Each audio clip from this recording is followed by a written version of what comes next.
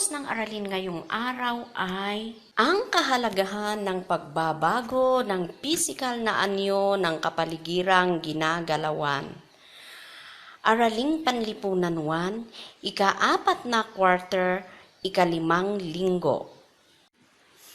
Pagkatapos ng aralin, ang mga mag-aaral ay inaasahang matutukoy at maipapaliwanag ang kahalagahan ng pagbabago ng pisikal na anyo ng kapaligirang ginagalawan. Magandang araw sa inyong lahat. Ako si Teacher Marilyn, ang iyong gabay para maunawaan at masagot ang mga katanungan sa inyong aralin ngayong araw. Handa na ba kayo? Tara, ating aalamin at pag-aralang mabuti ang kahalagahan ng pisikal na anyo ng kapaligirang ginagalawan. Kunin niyo na ang iyong lapis, papel at self-learning module sa Araling Panlipunan 1, ika-4 na quarter sa ika-5 linggo at ating simulan.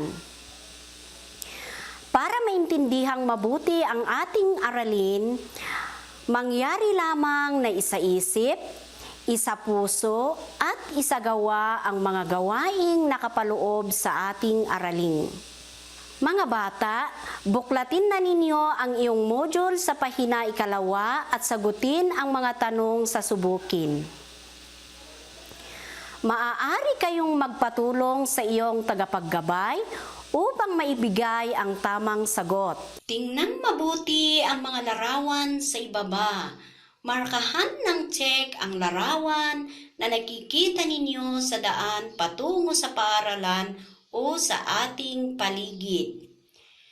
Pagkatapos ninyong sagutin, itaas ang iyong papel para makita ko kung ano-ano ang mga struktura na nakikita ninyo. Unang larawan, bahay. Pangalawang larawan, paaralan. Pangatlong larawan, simbahan. Pang-4 na larawan, barangay hall. Pang-5 larawan, tindahan. Pang-6 na larawan, tulay. At pang-7 larawan, palayan o bukid. Yehey! Matagumpay mong natapos ang mga gawain sa subukin. Ngayon naman ay ating sasagutin ang mga tanong sa balikan, pakinggan at sundin ang mga panuto. Lagyan ng check ang mga larawan ng mga bagay na alam mo ang gamit. Una, lusong. Pangalawa, plantsa. Pangatlo, gadang. Ito ay uri ng kutsilyo na ginagamit sa panghiwa ng karne. Panglima, basket. Pang-anim, panghuli ng isda. Pang-7, baunan. Pang-8, kwintas. Nilagyan nyo ba ng check ang mga bagay na alam nyo na ang gamit? Kung ganon, palakpakan ang sarili. Para mas lalong madagdagan ang iyong kaalaman tungkol sa pagbabago ng pisikal na anyo ng ating kapaligiran, kailangang makinig ng mabuti sa aralin natin ngayon. Panuto, tingnang mabuti ang larawan na nasa hanay ng noon at ngayon at tukuyin kung ano ang pagbabagong nangyari. Makinig ng mabuti sa inyong pagpipilian na babasahin ng guro kasi wala sa inyong module. Hanay ng larawan noon at ngayon. Sa unang larawan, letra A, mas lumaki ang bahay ngayon. Letra B, mas lumiit ang bahay ngayon. Pangalawang larawan, letra A, mas bumagal ang pagkiskis ng palay ngayon. Letra B, mas bumilis ang pagkiskis ng palay ngayon. Pangalawang larawan, letra A, mas bumagal ang pagkiskis ng palay ngayon. Letra B, mas bumilis ang pagkiskis ng palay ngayon. Pangatlong larawan, letra A, nagkaroon ng sangkalan at mga kutsilyong gamit sa paghihiwa ng karne. Letra B, walang sangkalan at mga kutsilyong gamit sa paghihiwa ng karne. Pang-apat na larawan, letra A, mas bumilis at dumami ang nagigiling na kape ang makabagong makina. Letra B, mas bumagal ang paggiling ng makabagong makina. Panglimang larawan, letra A, gumanda at tumibay ang baunan ngayon. Letra B, pumangit ang baunan ngayon. Dumako na tayo sa suriin. Ano ang pagbabago na napansin nyo sa paraan ng ating pag-aaral ngayon? Tama! Hindi tayo nakapag face-to-face dahil sa sakit na coronavirus na dala ng COVID-19. Kaya, para makaiwas sa sakit na COVID-19, ay kailangan nating sundin ang health protocols kagaya ng mga una, pagsuot ng face mask at alcohol palagi. Pangalawa, panatilihin ang 1 metrong layo sa bawat isa.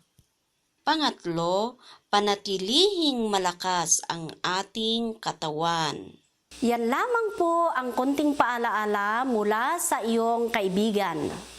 Ngayon naman, pagmasdan nyo ang larawan na nasa kaliwa at kanang hanay at sabihin kung ano ang nangyari sa mga larawang ito. Hanay ng kaliwa at kanan. Sa unang larawan, ano ang masasabi ninyo sa larawang nasa kanan? Tama! Naging kalbo ang bundok sa larawang nasa kanan. Ano naman ang masasabi ninyo sa pangalawang larawan? Magaling! Naging marumi ang baybaying dagat sa kanan. Sa pangatlong larawan, ano naman ang masasabi ninyo sa larawang nasa kanan? Mahusay! Lumaki at gumanda ang bahay ngayon. Sa pang-apat na larawan naman, ano ang masasabi ninyo sa larawang nasa kanan? Tama! Nagkaroon ng maraming bangkang pwedeng sakyan sa lawa ngayon. Para maunawaan ng lubos ang iyong aralin, ay ating pagyamanin ang ating kaalaman. Handa na ba kayo? Tara, sagutin natin ang mga tanong sa pahina 8 sa iyong module. Panuto, tukuyin ang mga pagbabago sa mga sumusunod na larawan. Kulayan ang pares na may ipinagbago at bilugan naman ang walang pinagbago. Unang larawan, kulayan o bilugan. Pangalawang larawan, kulayan o bilugan. Pangatlong larawan, kulayan o bilugan. Pang-apat na larawan, kulayan o bilugan. At pang-5 larawan, kulayan o bilugan. Tingnan natin kung anong mga bilang ang dapat bilugan at kulayan. Una na bilugan. Pangalawa na kulayan. Pangatlo na kulayan. Pang-apat na bilugan. At pang-lima na kulayan. May mga struktura ba sa inyong lugar na nagkaroon ng pagbabago mula noon hanggang ngayon? Isulat ang mga ito sa iyong papel at iwawasto ng iyong guro. Maaari kayong magtanong o magpakwento sa inyong mga magulang. Nagkaunawaan ba tayo? Nakuha niyo ba ang tamang sagot? Ang susunod ninyong gawin ay ang pagsagot sa malayang gawain sa pahina 11 sa iyong module. Panuto, tukuyin ang mga pagbabago sa ikalawang larawan. Bilugan ang titik ng tamang sagot. Unang larawan, letra A, lumaki ang ilog. Letra B, luminis ang ilog. Pangalawang larawan, letra A, nawawala ang bundok. Letra B, nakalbo ang bundok. Pangatlong larawan, letra A, naayos ang kalsada. Letra B, pinabayaan ang kalsada. Pang-apat na larawan, letra A, nalugi ang tindahan. Letra B, lumaki ang tindahan. Ikalimang larawan, letra A, nawala ang gusali. Letra B, napalitan ang gusali. Narito ang mga tamang sagot sa malayang gawain. Tingnan kung tama ang iyong sagot. Una, letra B. Pangalawa, letra B. Pangatlo, letra A. Pang-apat, letra B. At pang-lima, letra B.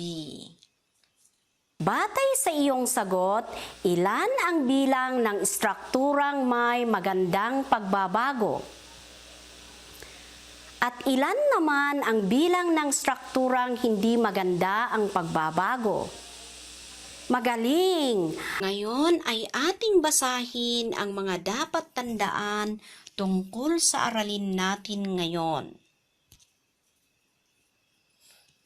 Una, may mga pagbabagong nagaganap sa mga struktura at mga bagay na nadaraanan mula sa bahay patungo sa paaralan. Pangalawa, ang mga pagbabagong ito ay maaaring nakabubuti o hindi. Pangatlo, may iba't ibang dahilan sa pagbabago ng mga struktura. Isa rito ay umunlad ang pamayanan. Naintindihan niyo ba? Sige nga, para makita kung may natutunan kayo sa aralin natin, punan ang patlang ng angkop na salita para mabuo ang diwa ng talata.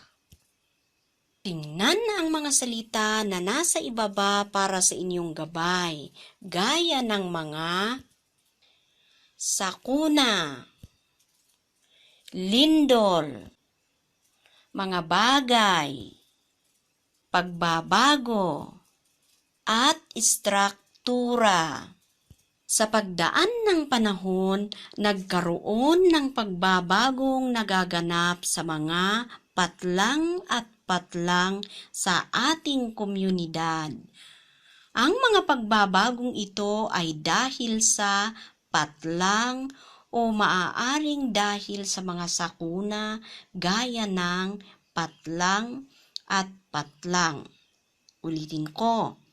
Sa pagdaan ng panahon, nagkaroon ng pagbabagong nagaganap sa mga patlang at patlang sa ating komunidad. Ang mga pagbabagong ito ay dahil sa patlang o maaaring dahil sa mga sakuna gaya ng patlang at patlang. Magaling at matagumpay niyong nabuo ang diwa ng talata. Para sa susunod na gawain, gupitin ang mga larawan ng kagamitan at istruktura.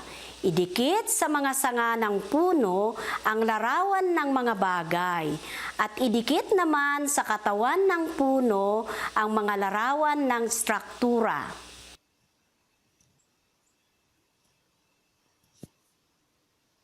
Ating iwawasto kung tama ang iyong sagot.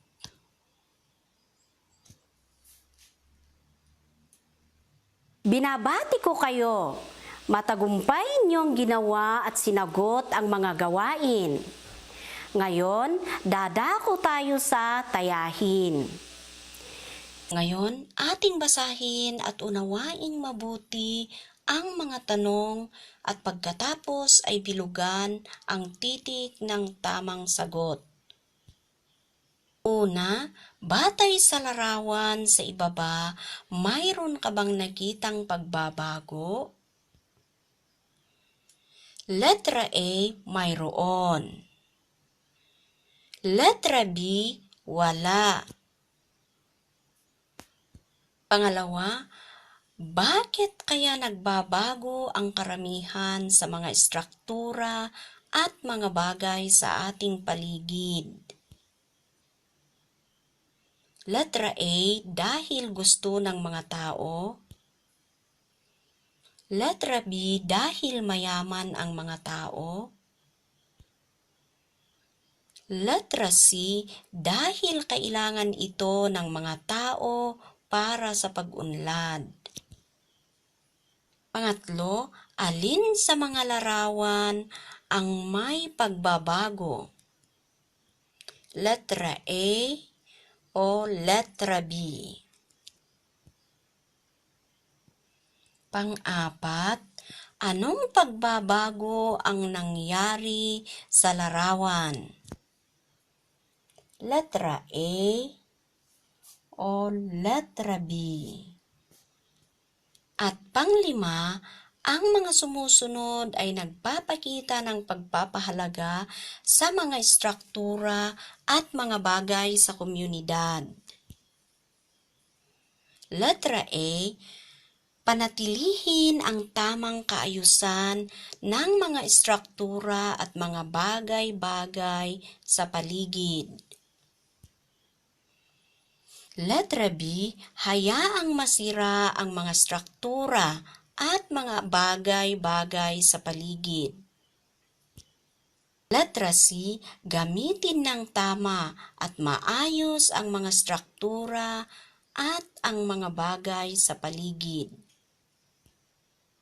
Mga sagot sa tayahin. Una, letra A. Pangalawa, letra C.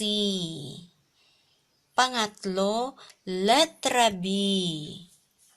Pang-apat, letra B. At panglima, magkaiba ang sagot. Para naman sa inyong karagdagang gawain, narito ang iyong gagawin.